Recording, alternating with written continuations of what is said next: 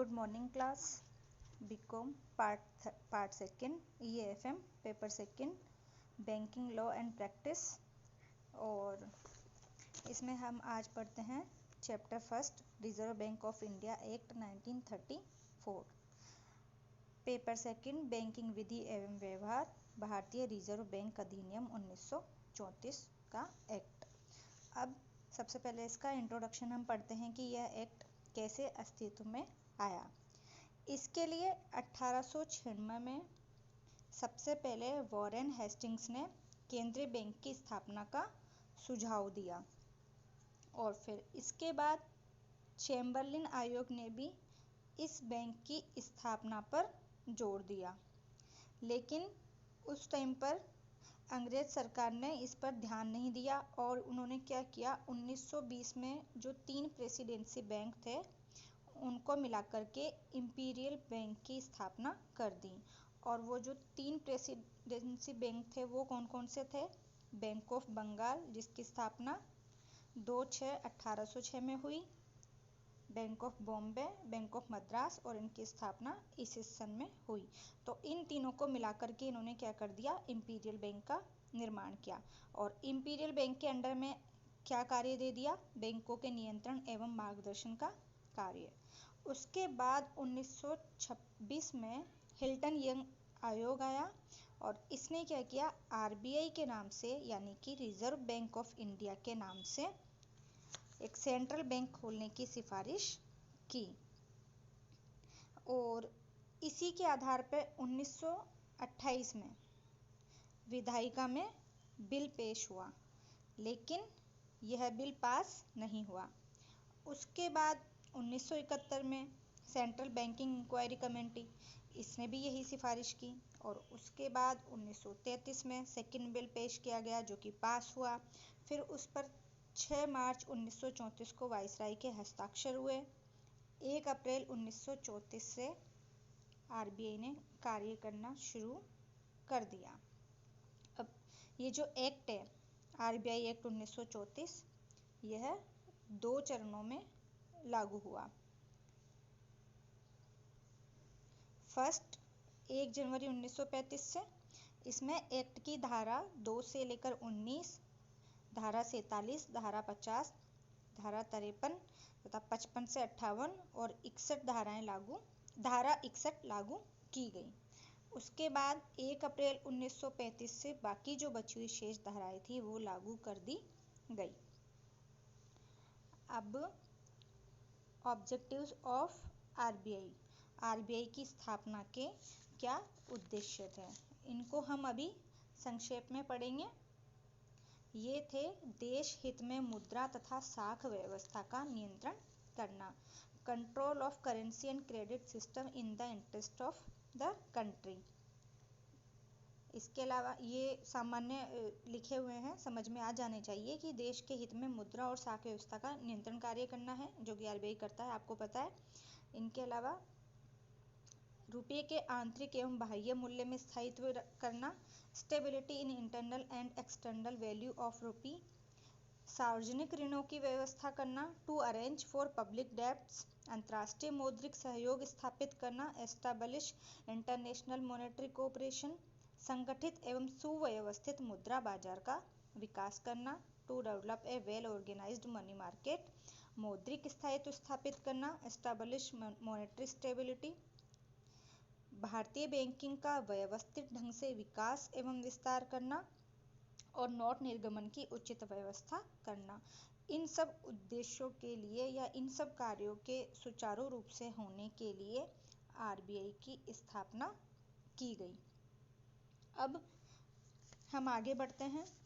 RBI act 1934 के प्रमुख प्रावधान, यानी कि इसके प्रमुख प्रावधान क्या क्या हैं, प्रोविजंस क्या क्या हैं। फर्स्ट, अधिनियम की कुल धाराएं। अब अधिनियम की कुल 61 धाराएं थी, कब? प्रारंभ में, यानी कि स्थापना के समय, लेकिन इसमें समय समय पर संशोधन किए गए हैं। फिर है कुल अध्याय, इसमें कुल 7 अध्याय है और उन 7 अध्यायों का विवरण, संक्षेप में विवरण या इंट्रोडक्शन इस प्रकार से है। फर्स्ट जो अध्याय है वो है प्रारंभिक, सेकंड है इसके स्थापना, पूंजी, प्रबंध और व्यवसाय से संबंधित, थर्ड है आरबीआई के सेंट्रल बैंक के रूप में कार्य करने से संबंधित, यानी कि आरबीआई सेंट्रल बैंक के रूप में क्या क्या कार्य करता है उनका विवरण। फोर्थ जो है वो है तृतीय ए, यानी कि जो चौथा अध्याय है वो तृतीय ए, थर्ड ए भाग है, वो है साख सूचनाओं का एकत्रीकरण एवं आपूर्ति। अब आगे बढ़ते हैं। उसके बाद फिफ्थ चैप्टर जो है वो है थर्ड बी, तृतीय बी, इसका है गैर बैंकिंग तथा अन्य वित्तीय संस्थाओं द्वारा निवेश प्राप्ति एवं उपयोग संबंधी प्रावधान क्या है। फिर छठा जो चैप्टर है, यानी कि चौथा अध्याय हो गया ये। वैसे तो कुल 7 अध्याय है, लेकिन वैसे ये कौन सा हुआ, चतुर्थ अध्याय। ये है सामान्य प्रावधान से रिलेटेड।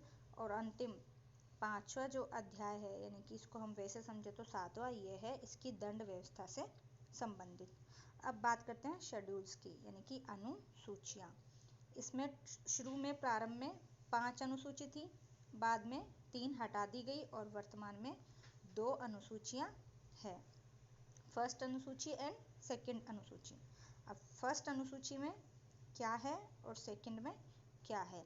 फर्स्ट अनुसूची में आरबीआई के कार्यक्षेत्र, यानी कि कार्यक्षेत्र कौन कौन से हैं, पूर्व, पश्चिम, उत्तर, दक्षिण, यानी कि east, west, north and south के जो ये जोन है इनका निर्धारण करने से रिलेटेड है।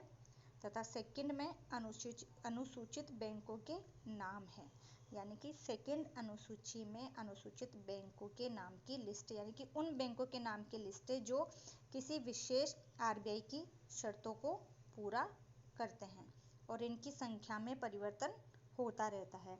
वो इस हिसाब से होता रहता है कि यदि किसी बैंक ने आरबीआई की शर्तों का पालन नहीं किया तो उनका नाम हट जाता है, और किसी ने शुरू किया है तो उसका नाम ऐड हो जाता है। अतः अनुसूचित बैंकों के नाम जो है उनकी संख्या में परिवर्तन होता रहता है। फोर्थ है अधिनियम का कार्य क्षेत्र। अब स्टार्टिंग में, शुरू में, स्थापना के समय यह जम्मू कश्मीर को छोड़ करके संपूर्ण देश में लागू हुआ, लेकिन 1956 में जो संशोधन हुआ उसके बाद जम्मू कश्मीर में भी लागू हो गया, यानी कि संपूर्ण देश में लागू हो गया। अब बात करते हैं आरबीआई की कैपिटल की, आरबीआई की पूंजी। यह स्थापना के समय 5 करोड़ थी, जो 100 के 5 लाख अंशों में विभाजित थी। और यह पूंजी किस प्रकार से थी, निजी अंशधारियों को आवंटित की गई थी, और इसके अलावा 2.2 लाख सरकार की हिस्सा पूंजी थी, यानी कि 5 करोड़ में से 2.2 लाख सरकार की, बाकी निजी अंशधारियों की। फिर उसके बाद क्या हुआ, 1948 में आरबीआई का राष्ट्रीयकरण कर दिया गया, तो उससे संपूर्ण हिस्सा जो है वो सरकार का हो गया। अब हम आगे बढ़ते हैं। यह है मैनेजमेंट, यानी कि आरबीआई का मैनेजमेंट किस प्रकार से होता है। यह है धारा 8 के अनुसार आरबीआई का केंद्रीय निदेशक मंडल, इसके हाथ में इसका मैनेजमेंट है। और केंद्रीय जो निदेशक मंडल है, इसके जो निदेशक हैं, जो डायरेक्टर है, वो अधिकतम कितने होंगे, 20 हो सकते हैं।